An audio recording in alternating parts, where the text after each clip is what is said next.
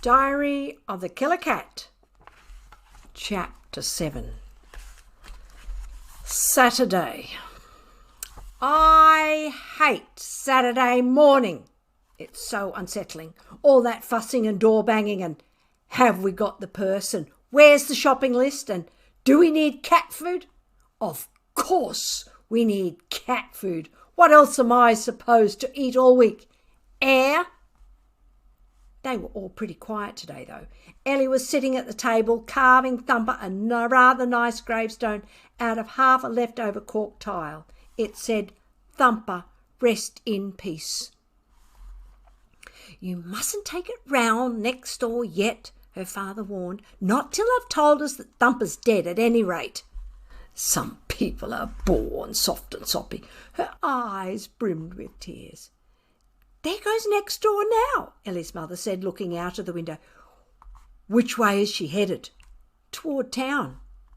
"Good. If we keep well behind her, we can get Tuffy to the vet's without bumping into her." "Tuffy? Vets?" Ellie was even more horrified than I was. She threw herself at her father, beating him with her soft little fist. "Dad, no, you can't." "I put up a far better fight with my claws." But when he finally pried me out of the dark of the cupboard under the sink, his sweater was ruined and his hands were scratched and bleeding all over. He wasn't very pleased about it. "Come out of there, you great furry psychopath. It's only a rabies shot you're scheduled for. I'm sorry to say." "Would you have believed him? I wasn't absolutely sure. Neither was Ellie, so she tagged along. I was still quite suspicious when we reached the vet's.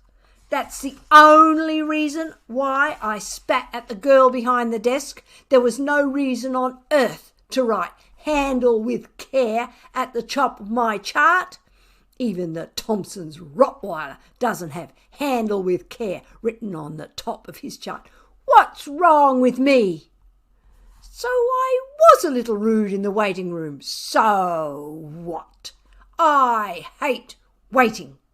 And I especially hate waiting in a wire cat cage. It's cramped, it's hot, and it's boring. After a few hundred minutes of sitting there quietly, anyone would start teasing their neighbour. I didn't mean to frighten that sick little baby gerbil half to death. I was only looking at it. It's a free country, isn't it? Can't a cat even look at a sweet little baby gerbil? And if I was licking my lips, which I wasn't, that's only because I was thirsty. Honestly, I wasn't trying to pretend I was going to eat it. The trouble with baby gerbils is they can't take a joke, and neither can anyone else around here. Ellie's father looked up from the pamphlet he was reading called "Your Pet and Worms." "Oh, nice, very nice. Turn the cage around the other way, Ellie," he said. Ellie turned my cage around the other way. Now I was looking at the Fisher's Terrier from down the street.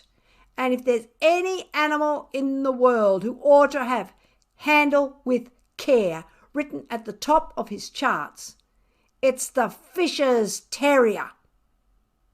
Okay, so I hissed at it.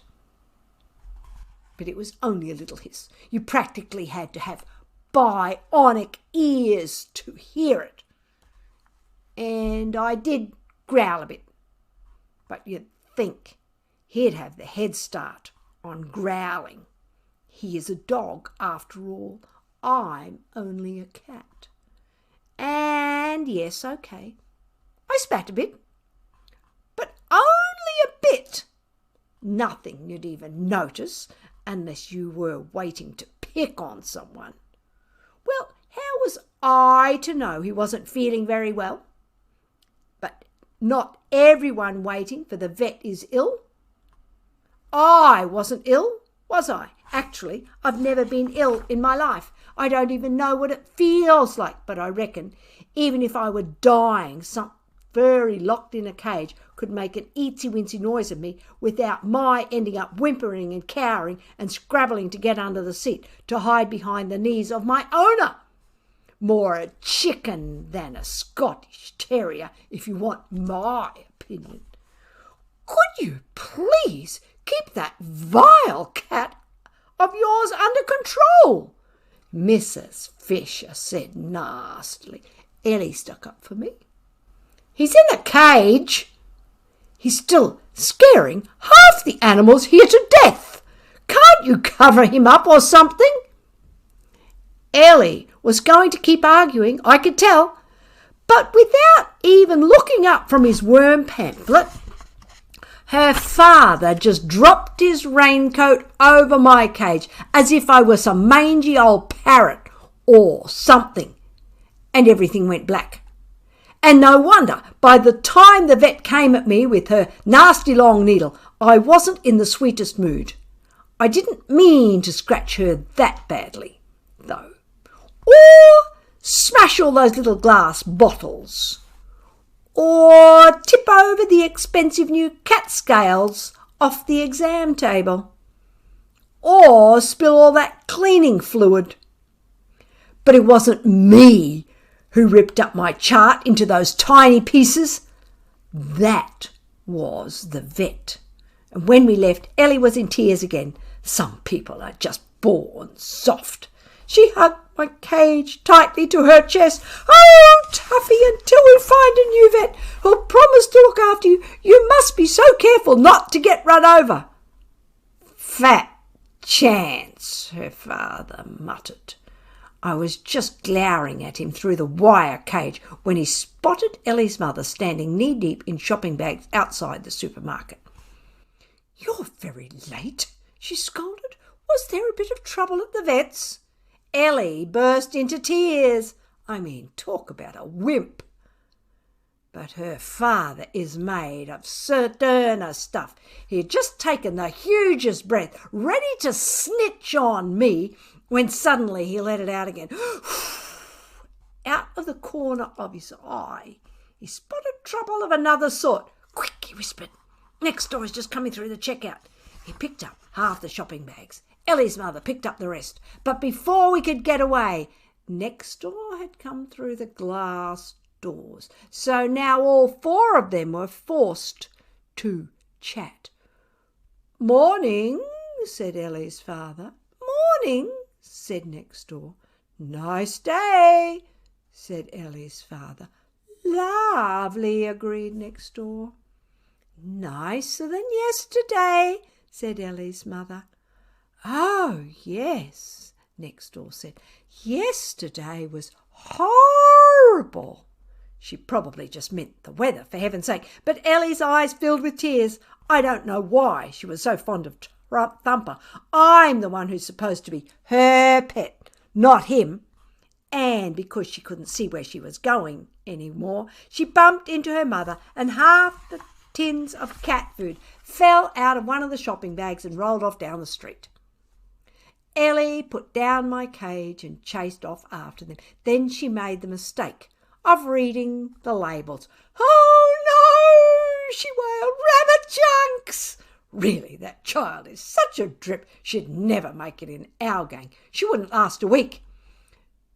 Talking about rabbits, said next door, the most extraordinary thing happened at our house. Really, said Ellie's father, glaring at me. Oh, yes, said Ellie's mother, glaring at me as well.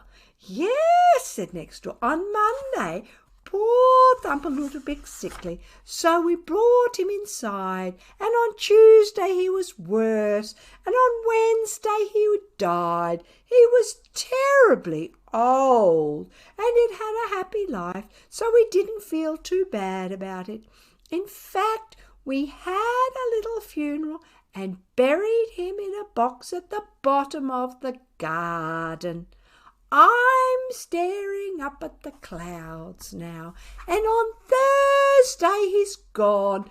Gone? Gone? Yes, gone.